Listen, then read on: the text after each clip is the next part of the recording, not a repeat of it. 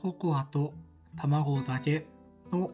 チョコケーキ。チョコケーキというかココアケーキですけど、チョコかな。なんかほんとシンプル。これ冷めたやつ。冷めると結構生地の感じが落ち着いて、ちゃんとね、ケーキらしさが出てきます。普通に美味しい。ちょっとね、ホイップクリームを塗ってみようかなという。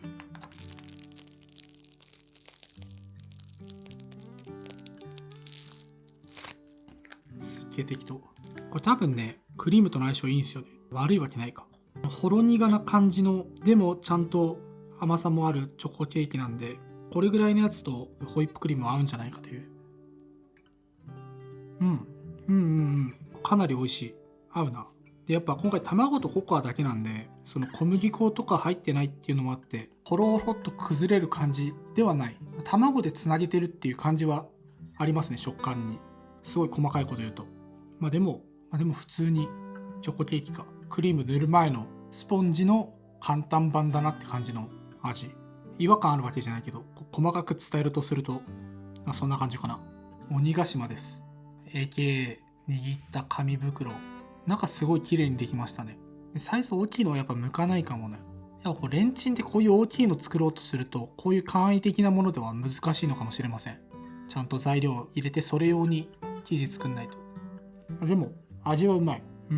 ちゃんとうまい。で、これは以前に作ったきな粉と卵だけで作るレンチンのやつを、ココアバージョンにしたやつで、もともとはココアと卵だけ、砂糖とかで甘みはつけるんですけど、それをオーブンで焼いたものっていうのを、レンチンのきな粉バージョンにして、で、そのレンチンのきな粉バージョンにしたやつをココアバージョンにするっていう、ココア、きな粉、ココアっていう感じでちょっと変えてるんですけど、その最初のオーブンで作ったココアのやつは、大きいやつ、普通にチョコケーキとして生地はできてるので、なのでこのミルクココアを使う場合も、やっぱ大きく作るってなるとオーブンの方がいいのかなと思いますね。オーブンだとちゃんとできるはず。で、やってる人多分いるだろうなと思いながら調べたら、やってらっしゃる方いて、そちらの方は確かオーブンだったと思う。ミルクココアと卵でっていうのはね。なのでちょっとそちらもオーブンで作るように参考になるかなと思うんで、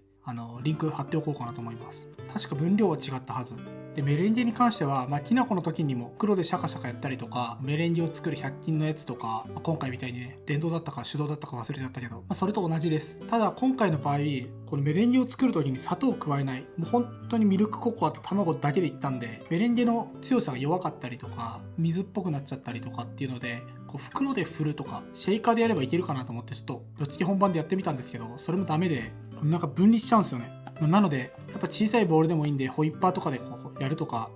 あとは、こういうアク取りというか、揚げ物をすくうやつのこういう細かい網のやつで、ガーッとホイッパーと同じように混ぜると、これもね、泡立ちすごいいいんですよね。結局原理は100均に売ってるメレンゲホイッパー、メレンゲの作るやつと同じで、細かいんで、すぐにメレンゲできるみたいな。確か裏技とかで昔あって。なんかそんな感じで、1人分なんでできるだけ早く簡単にメレンゲ作れればいいかなということで、いくつか方法をやってみたんですけど、やっぱ無難に手動か、電動のホイッパーが簡単でいいっすね。